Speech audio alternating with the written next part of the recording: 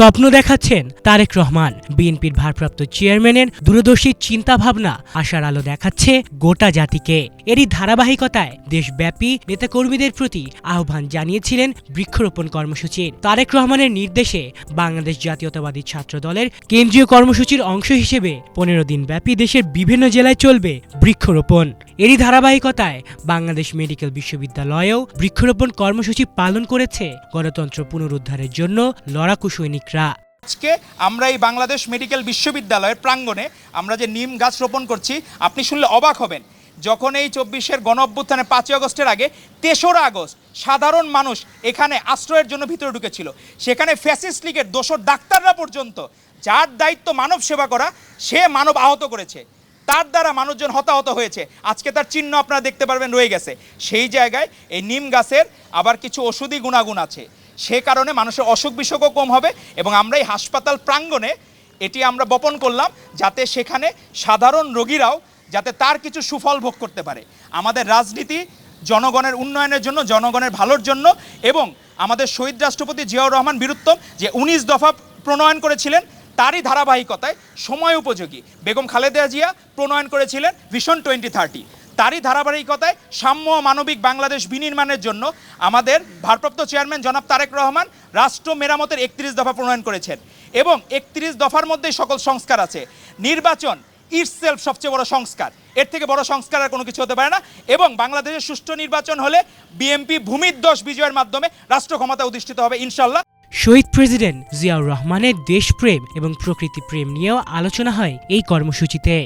1977 সালে তৎকালীন সৌদি আরবের বাদশাহ খালিদ বিন আবদুল্লাহ আজিজের আহ্বানে দাওয়াতে সাড়া দিয়ে শহীদ রাষ্ট্রপতি জিয়াউর রহমান বীরুত্তম উনি সৌদি আরবে যখন গিয়েছিলেন, উনি তখন বলেছিলেন, আমি একটি গরিব দেশের রাষ্ট্রপতি হিসাবে আপনার কাছে এসেছি।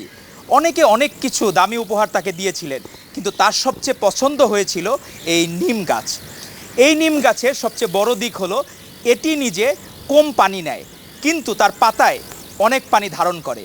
এবং তার যে সুশীতল ছায়াতল, সেই ছায়াতলে আজও আরাফার ময়দানে যারা আছেন, সেই আরাফার ময়দানে তারা এখনও সেই ছায়া পেয়ে থাকেন।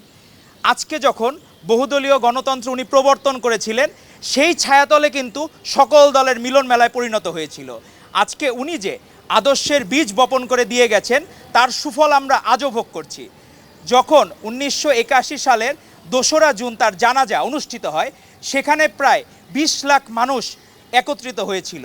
সারা বিশ্বে কোনো রাষ্ট্রনায়কের জন্য এত মানুষ তার শেষকৃত্য জানানোর জন্য আসছে কিনা, এটি একটি বিরল ঘটনা। এছাড়া রাষ্ট্র ক্ষমতা লোভী একটি মহলকে হুঁশিয়ারিও দেয়া হয় এই বৃক্ষরোপণ কর্মসূচি থেকে। আজকে যখন আবার গণতন্ত্র বিপন্ন, সে সময় আপসীন দেশনেত্রী বেগম খালেদা জিয়ার মধ্যস্থতায় আমাদের ভারপ্রাপ্ত চেয়ারম্যান জনাব তারেক রহমান এবং অন্তর্বর্তীকালীন সরকারের প্রধান ডক্টর মোহাম্মদ ইউনূসের কিন্তু বৈঠকটির মাধ্যমে বাংলাদেশে আপনি নিম গাছের তলে যেমন আপনার ছায়া পান, সুবাতাস বসে, তেমনি গণতন্ত্রের সুবাতাস কিন্তু আবার ফিরে এসেছে। আজকে সেই গণতন্ত্রের সুবাতাস আমাদেরকে ধরে রাখতে হবে। আমাদেরকে মনে রাখতে হবে, মাওলানা আব্দুল হামিদ খান ভাসানী বলেছিলেন, শহীদ রাষ্ট্রপতি জিয়াউর রহমান বীরুত্তমের মতো সৎ রাষ্ট্রনায়ক বাংলাদেশে উনি দেখেন নাই। সেটিকে আমাদের ধারণ করতে হবে, হৃদয়ে ধারণ করতে হবে। সকলে যারা রাজনীতি করেন, আমার কাছে মনে হয় নতুন যারা রাজনৈতিক দল, তাদের অনেকটা ক্ষমতার মোহ, টাকার মোহ, বা অনেকটা ধরা যায় নাই লিপসি, এগুলোর মধ্যে তারা ঢুকে পড়েছেন। সেগুলো থেকে বের হতে হবে। আপনি ভালো দিকটুকু আমাদের গ্রহণ করেন, আপনারা কোনোদিন তো অ্যাপ্রিসিয়েট করলেন না।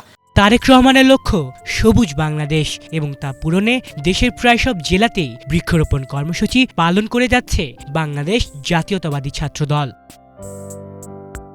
আলিফ চৌধুরী, বাংলা ভিশন, ঢাকা।